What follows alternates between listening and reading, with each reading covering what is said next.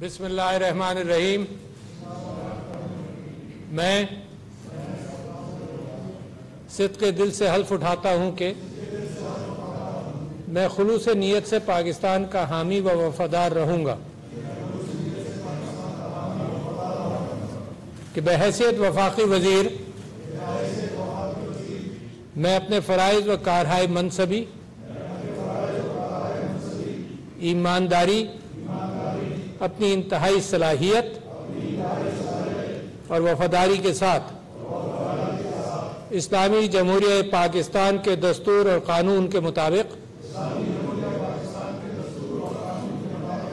और हमेशा पाकिस्तान की खुद मुख्तारी,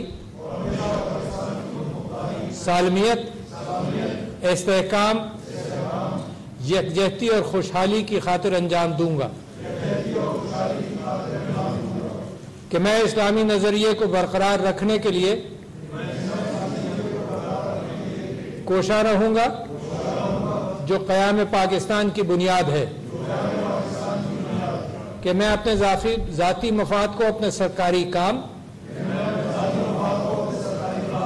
या अपने सरकारी फैसलों पर असरअंदाज नहीं होने दूंगा कि मैं इस्लामी जमहूरिया पाकिस्तान के दस्तूर को बरकरार रखूँगा और उसका तहफ़्फ़ुज़ करूँगा